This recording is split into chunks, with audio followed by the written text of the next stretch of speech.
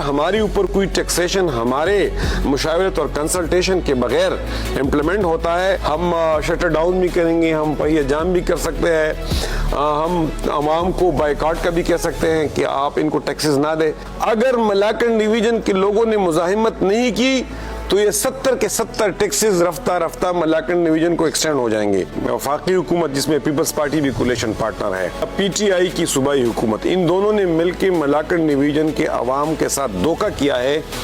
اور وہاں ٹیکس کا نظام ایکسٹینڈ کر دیا ہے۔ فیڈرل بجٹ بھی پیش ہوا ہے اور صوبائی بجٹ بھی پیش ہوا ہے۔ ملاکنڈ ڈویژن اور سابقہ قبائلی اضلاع ٹیکس سے ایگزامپٹ تھے اور 25ویں آئینی ترمیم کے اندر بھی ان کو ایگزامشن دی گئی تھی، استثناء دیا گیا تھا۔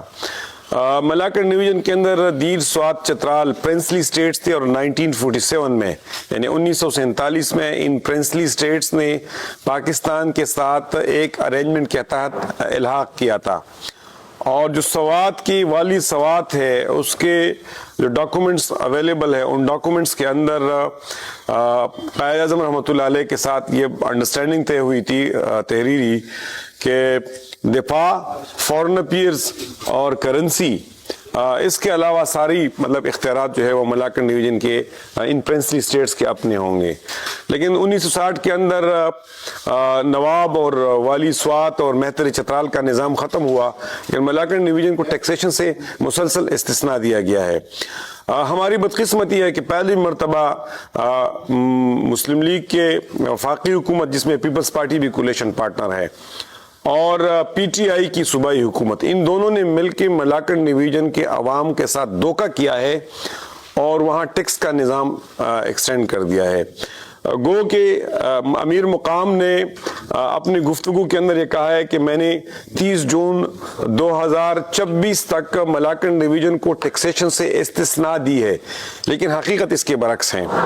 اس وقت ملاکنڈ ڈویژن کے اندر سیلز ٹیکس آن گڈز جو مرکزی حکومت لیتی ہے اور وہ گڈز جو پاکستان کی دیگر شہروں کے اندر پیدا ہوتے ہیں، کارخانوں کے اندر پیدا ہوتے ہیں، ان تمام کے اوپر ٹیکس جو ہے لاگو ہے، اور وہ ملاکنڈ ڈویژن کے جو لوگ خریداری کرتے ہیں ان سے at the point of sale لی جاتی ہے۔ لیکن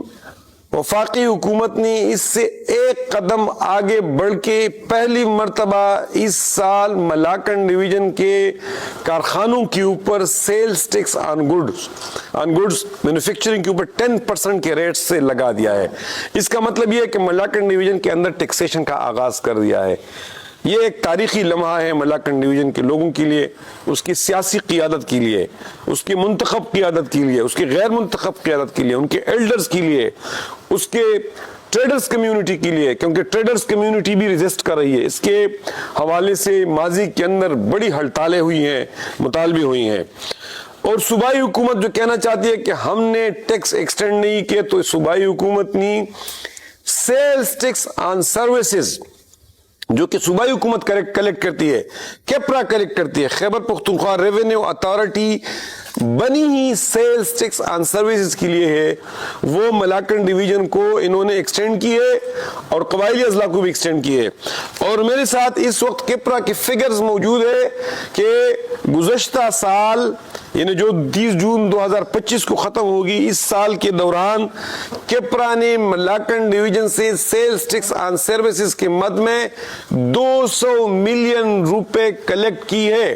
تو میں آپ کے ذریعے سے ایک تو ملاکنڈ ڈویژن کے عوام کو بتانا چاہتا ہوں کہ آپ کے ساتھ دھوکہ ہو رہا ہے۔ یہ جو صوبائی حکومت کے علی امین صاحب کہتے ہیں اور ایم این ایس کہتے ہیں کہ ہم ملاکنڈ ڈویژن کے اندر ٹیکس نہیں لگا رہے، تو انہوں نے ٹیکس لگا دیا ہے اور لوگوں سے لے رہے ہیں، اور اس کے ساتھ ساتھ ود ہولڈنگ ٹیکس بھی لی جا رہی ہے، اور کنٹریکٹر سے بھی ٹیکس لی جا رہی ہے، اور ٹرانسپورٹر سے بھی ٹیکس لی جا رہی ہے، اور ہوٹل اور ریسٹورنٹ سے بھی ٹیکس لی جا رہی ہیں۔ اور میں ملاکنڈ ڈویژن کے عوام کو یہ بھی بتانا چاہتا ہوں کہ وفاقی، صوبائی اور ضلعی حکومتوں کی کوئی 70 ٹیکسز ہے۔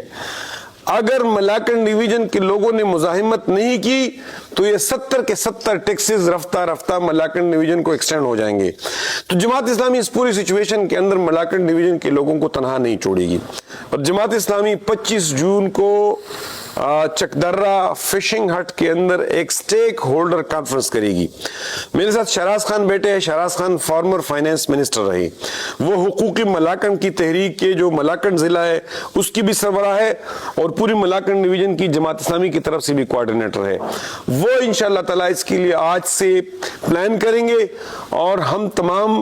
ताजर बिरादरी की मुख्तलिफ तंजीमों को, वकला को, मीडिया के लोगों को, प्रोफेशनल तंजीमों को और मलाकन डिवीजन के जरगों के सरबराहों को और जितनी भी वहाँ ऐसे लोग हैं कि जो बात कर सकते हैं, जो लोगों को रिप्रेजेंट कर सकते हैं, उनको एक जगह जमा करेंगे और आइंदा लायमल 25 जून को इंशाअल्लाह ताला हम इस हवाले से तय करेंगे।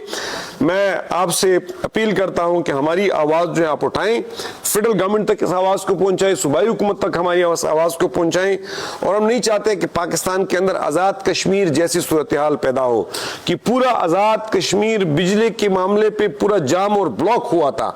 और मलाकन डिवीजन महरूमियों का शिकार है। यहाँ फ्लड्स आए हैं, यहाँ जलजला आया है, मुसलसल मलाकन डिवीजन और कबायली अजला मिलिटेंसी का शिकार रही हैं। मलाकन डिवीजन जो है वो इस स्टेज पे टैक्स अफोर्ड नहीं कर सकता है। मलाकन डिवीजन के लोग जो है वो यहाँ गुर्बत है, यहाँ तालीम का शरह जो है वो लो है, यहाँ सेहत के अशारिये लो है या क्लीन ड्रिंकिंग वाटर के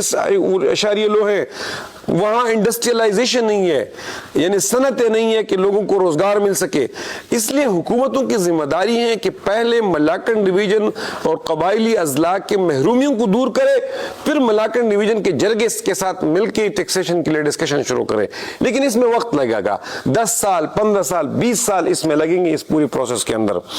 दुनिया के अंदर जो महरूम रीजन्स है उनको एग्जाम किया जाता है। चाइना अपने एक महरूम रीजन ईस्ट तुर्किस्तान के लिए एक बड़ा प्रोजेक्ट उन्होंने लॉन्च किया है, सीपेक की सूरत में लॉन्च कर दिया है। तो इसलिए ये हुकूमत की जिम्मेदारी बनती है और हम आपके जरिए से उनको ये बात पहुंचाना चाहते हैं।